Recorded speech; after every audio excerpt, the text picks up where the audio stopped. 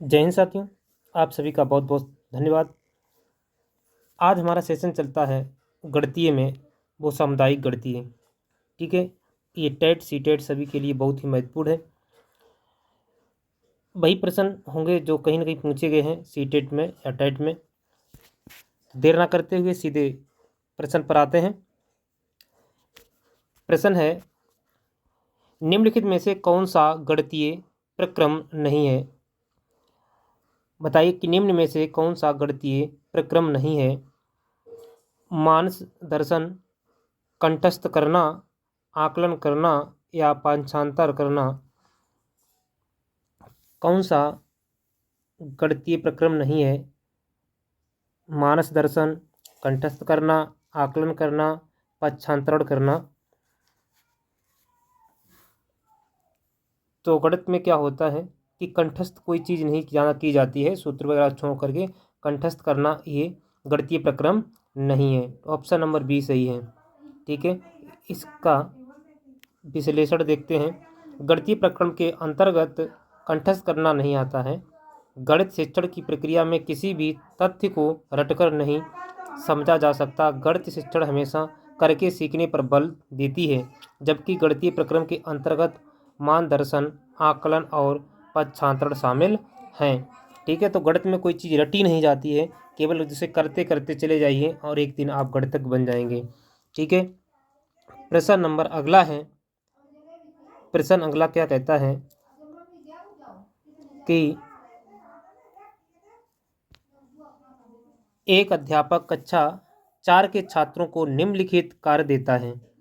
एक अध्यापक कक्षा 4 में पढ़ा रहा है और उसने छात्रों को कार्य दिया। क्या कार्य दिया कि 25 टाइल को सभी संभव आयताकार व्यूह में व्यवस्थित करें। अध्यापक ने 25 टाइलें दी और उन सभी को आयताकार व्यूह में रखने के लिए कहा। इस कार्य से निम्नलिखित में से कौन सी गणितीय अवधारणाओं को संबोधित किया जा सकता है? बताइए। कक्षा 4 में एक टीचर पढ़ा रहा था, तो उसने बच्चों को 25 टाइल दी और उन सबकी आयताकार व्यू में रखने के लिए व्यवस्थित किया। तो वो इसमें गणितीय के किस अवधारणा को संबोधित करना चाहता है? ऑप्शन ए कहता है क्षेत्रफल, गुणनखंड या परिमाप। बी है क्षेत्रफल, परिमाप, आयतन। सी है क्षेत्रफल, आयतन, लंबाई। डी है आयतन, क्षेत्रफल और लंबाई। बताएं। प्रश्न नंबर 101 का आंसर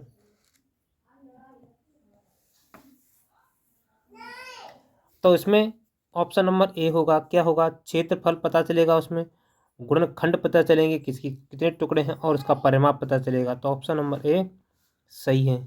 ठीक है, ऑप्शन नंबर ए सही है। विश्लेषण देखते हैं इसका।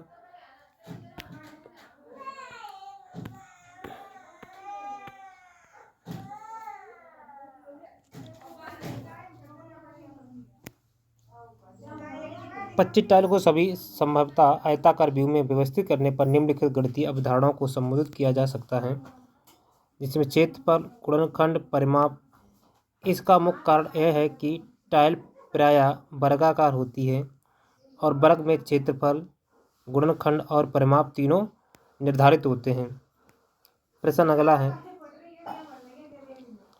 गणितीय अध्यापन को प्रभावी बनाने के लिए निम्न में से कौन सी विशेषता नहीं है? गणितीय अध्यापन को प्रभावी बनाने के लिए निम्नलिखित में से कौन सी विशेषता नहीं है? ऑप्शन ए है एक नई संकल्पना का परिचय देने के लिए समय के नियम को कठोरता से पालन करना। ऑप्शन नंबर बी है छात्रों की त्रुटियों के प्रतिरूपों पर केंद्रित होना। प्रतिदिन के अनुभवों के साथ संबंध स्थापित करना। एक ही संकल्पना के लिए विभिन्न शिक्षण अधिगमों का प्रयोग। बताएं, इसमें कौन सी गणितीय अध्यापन को प्रभावी बनाने के लिए निम्न में कौन सी विशेषता नहीं है?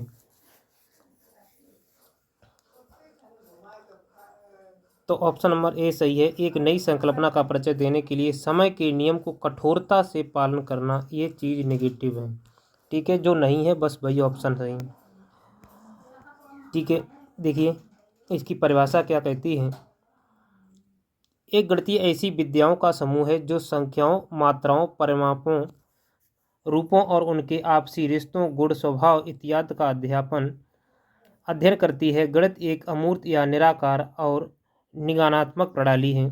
गणितीय अध्यापन को प्रभावी बनाने के लिए छात्रों की त्रुटियों के प्रतिरूपों पर केंद्रित होना, प्रतिदिन के आरंभों के साथ संबंध स्थापित करना तथा एक ही संकल्पना के लिए विभिन्न शिक्षण अधिगमों का प्रयोग करना उचित रहता है, जबकि नई संकल्पना का परिचय देने के लिए समय के नियम का कठोरता से पालन करना गणितीय अध्यापन की विशेषता नहीं है। देखो, पूछेगा कि गणितीय में संख्याओं, मात्राओं, परिणामों, रूपों और उनके आपसी रिश्तों को, गुण, स्वभाव और इत्यादि का अध्ययन करती हैं। ठीक है। और गणित एक ऐसी प्रक्रिया है अमूर्त या निराकार। ठीक है, अमूर्त एवं निराकार। अगला प्रश्न, प्रश्न नंबर 3। प्रश्न नंबर 3 है,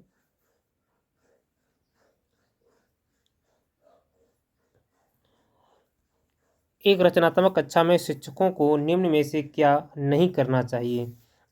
एक ऐसी कक्षा जो रचनात्मक है उसमें शिक्षकों को निम्न में से क्या नहीं करना चाहिए। विद्यार्थियों को प्रश्नों के हल ढूंढने के लिए अपनी नीतियाँ विकसित करने देना। बी है विद्यार्थियों को सूत्र रटने के लिए कहना।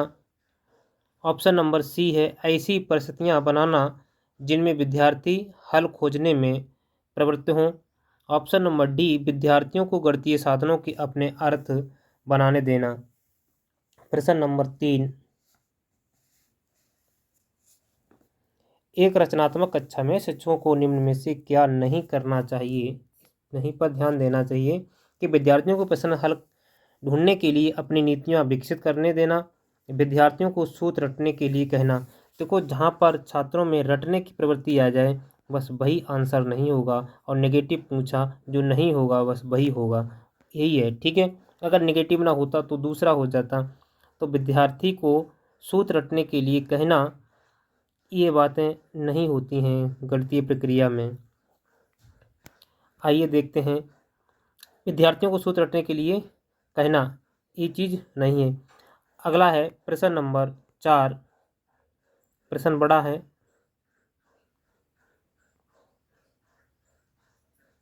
चलो देखते हैं। एक शिक्षक ने ब्लैक बोर्ड पर लिखा, क्या लिखा?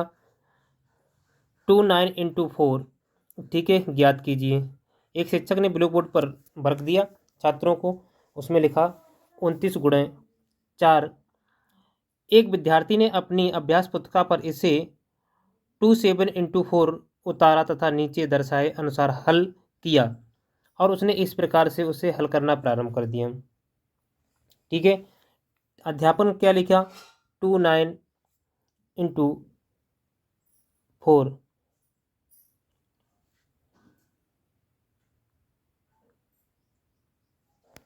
अरे सॉरी, बार बार में मल्टीप्लाई का चिन्ह है, इंटू निकल जाता है। ठीक है मल्टीप्लाई इंटू निकल गया उसे, तो उसने इस प्रकार से दर्शाया।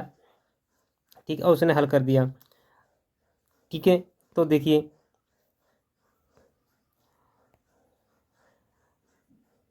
शिक्षक द्वारा क्या किया जाएगा?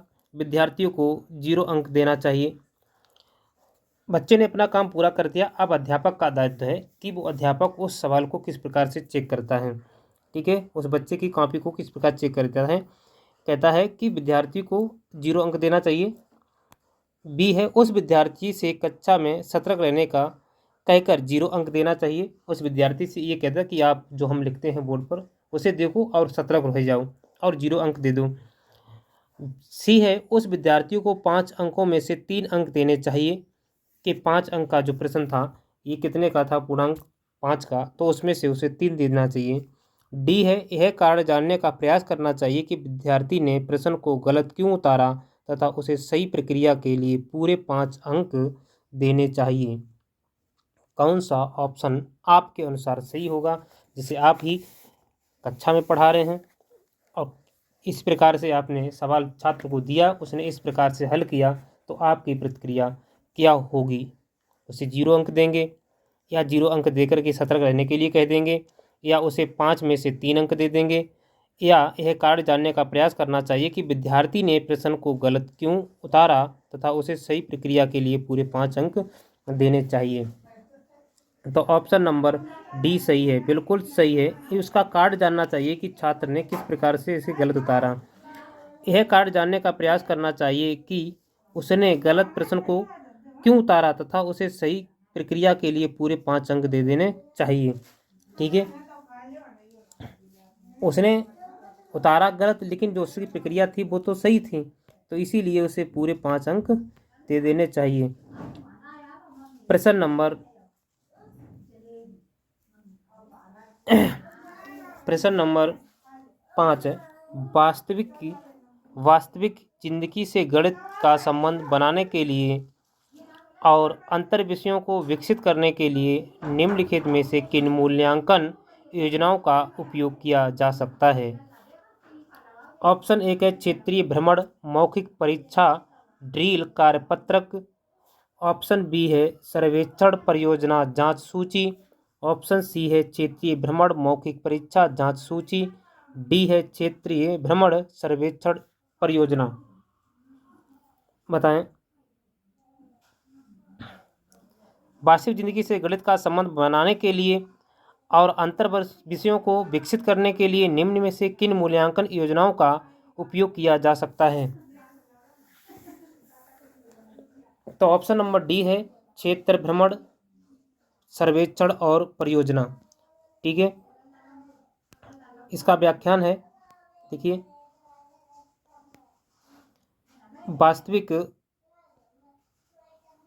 वास्तविक जिंदगी से गणित का संबंध बनाने के लिए और अंतर विषयों को विकसित करने के लिए क्षेत्रीय भ्रमण, सर्वेक्षण व परियोजना का उपयोग किया जा सकता है। प्रश्न नंबर 6 है, कक्षा 4 के अधिकतर शिक्षार्थी सोचते हैं कि दो संख्याओं के गुणन से प्राप्त संख्या सदैव दोनों संख्याओं से बड़ी होती है। आप यह कैसे प्रदर्शित करेंगे कि यह सदैव सत्य नहीं होता। कक्षा 4 के बच्चों को आप पढ़ा रहे हैं और तो आपने किस प्रकार से बताएंगे कि वो सोचते हैं कि जो दो संख्याएं हैं उनके गुणन को प्राप्त संख्या सदैव दोनों संख्याओं से बड़ी होती है। आप यह कैसे प्रदर्शित करेंगे कि यह सदैव सत्य नहीं होता। ऑप्शन एक पूर्ण संख्या और एक भिन्न के गुणन की कलन विधि को संख्या रेखा पर प्रदर्शित करेंगे। बी है इसी संख्याओं के बराबर बराबर योग के द्वारा प्रदर्शित करेंगे। सी है दो दशमलव संख्याओं के गुणन की कलन विधि प्रदर्शित करते हैं। ऑप्शन नंबर डी है ग्रेड पेपर पर दो दशमलव संख्याओं के गुणन को प्रदर्शित करेंगे। प्रश्न नंबर 6 का आंसर करें, आपके हिसाब से क्या है। तो आप उन्हें समझाएंगे ऑप्शन नंबर डी के अनुसार ग्रेड पेपर पर दो दशमलव संख्याओं के गुणन को प्रदर्शित करके। ठीक है, व्याख्या थ्रू समझाते हैं। दो संख्याओं के गुणन से प्राप्त संख्या सदैव दोनों संख्याओं से बड़ी होती है, परंतु ग्रेड पेपर पर दो दशमलव संख्याओं के गुणन को प्रदर्शित करके कक्षा 4 के शिक्षार्थियों को दिखा सकते हैं कि यह कथन सदैव सत्य नहीं होता। प्रश्न नंबर 7 है, निम्नलिखित में से कौन सा कथन सही है। निम्नलिखित में से कौन सा कथन सही है। संख्या 9 के बाद शून्य का परिचय दिया जाना चाहिए। बी स्थानीय मान सिखाते समय शून्य का परिचय दिया जाना चाहिए। सी है पढ़ाई जाने वाली प्रथम संख्या शून्य होनी चाहिए। ऑप्शन नंबर डी है बच्चों में संख्या ज्ञान विकसित होने के बाद शून्य का परिचय दिया जाना चाहिए। प्रश्न नंबर 7 का आंसर करेंगे, कौन सी संख्या जो कथन है वो सही है। चारों में से आपको कौन सा सही लगता है। ये सीटेट का चुनिंदा प्रश्न है, गणितीय सीटेट का चुनिंदा प्रश्न है। यदि आप पहली बार भी सीटेट में बैठेंगे तो भी ये निश्चित है, अगर आप थोड़ा बहुत भी दिमाग को विकसित करते हैं आपका निश्चित ही सीटेट क्रॉस होगा।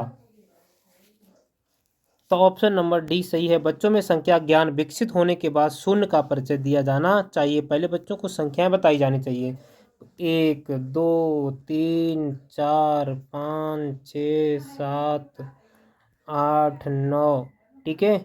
उसके बाद 10, तब बताना चाहिए 10 की संख्या सभी ज्ञात हो जाएंगे, तब उसे शून्य का अनुभव कराना चाहिए, तब उसे ज्ञात कराना चाहिए शून्य, ठीक है। समझे बात। व्याख्या कहाँ है, देखो व्याख्या पढ़ने से, इसी से व्याख्या से अंदर से भी प्रश्न आ जाते हैं, तो भी आपका सही होगा। बच्चों में संख्या ज्ञान विकसित होने के बाद शून्य का परिचय दिया जाना चाहिए, अगर ऐसा नहीं किया गया तो बच्चों को शून्य समझने में कठिनाई होगी। प्रश्न नंबर 8, प्रश्न नंबर 8 है, और क्या है प्रश्न नंबर 8,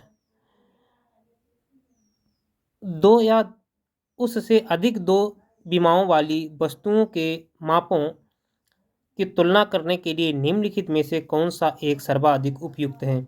दो विमाओं वाली वस्तुओं के मापों की तुलना करने के लिए निम्न में से कौन सा सर्वाधिक उपयुक्त कथन है।